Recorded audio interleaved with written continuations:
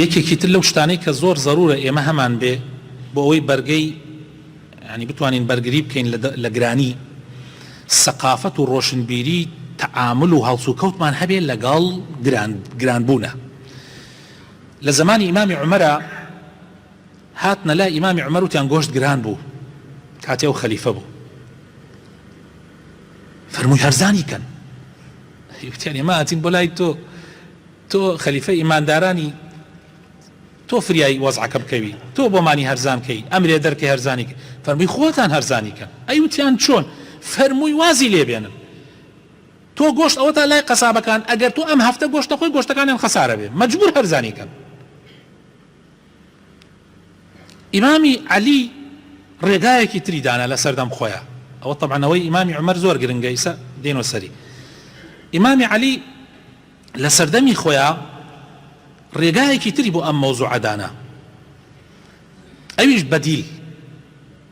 چۆن یعنی بەدیل؟ هاتن وتیان ئەی عەلی میوش گران بووە، فەرمووی ئەی ئەتوانن چارەسەریکەن. وتیان چۆن؟ فەرمووی لە جاتی مێوش پەنا بەنەبەر خوورمە، خۆ هەموو خواردنێک یان هەموو نەوعێ خواردن ڕێگای تریشی هەیە، ماوەیەک واز لەوە بێنە بڕۆ سەر شتێکی تر خۆی هەرزانە بێ. زۆر گرنگە. ئەم قاعیدەیە لە ئەرجەنتین ڕوویدا، ئەم قاعیدە ئیمامی عومەر بەیانیانی خەڵ لە ئەرجەنتین هەڵسان، خەڵکی ئەرجەنتین زۆر اعتمادیانە کردە سەر یەلکە. کاتی هەڵسیان ڕۆیشتن بۆ سۆپەرمارکێت تەماشایان کرد یەلکە گران بووە، چوار طبقەی چوارە بووە بە 5 بۆ وتیان وڵات دەواجنەکان علافیان گران بووە و نازانم چی و دەستیان کرد عوزرهێنانەوە. خەڵک بڕیاری دا سەقافەتی خەڵک زۆر گرنگە، ڕۆشنبیری. ئەو کابرایە کە ڕۆیشت خەڵکی تریش هەمووی وتیان کاکە گران بووە یەلکە ناکڕی، شتی تر بڕۆ ماسە چییە دەیها شتی تر هەیە.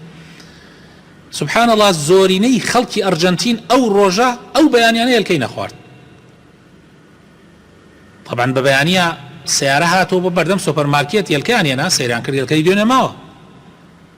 ئەی کاکە و تووتیا وەڵا برا خەڵک نەیکڕیوە، ڕۆژێ 2-3 یەلکە هەرمایەوە ئێکسپایرە بێ. تاجرەکان وتیان دای مەبەزێنن حتا هەفتەیە خەڵک خۆی مەجبورە بێ، دوای هەفتەیەکیش خەڵکە نەیکڕی. ئەمجا شتەکە کە بڵاو بوویەوە ئەوەشی کە کڕی بووی ئەوش وازیاوە نایکرد. کاکە هەرچی تاجر هەیە وەزارەتی تجارەت کۆبوونەوەیان دەست پێ کرد، ئەو وەجبە خراو بوو تەواو. بڕیاریاندا خەڵک ئەرجەنتین وتیان یەلکە ناخۆین. تا وەزعەکە وای پێ هات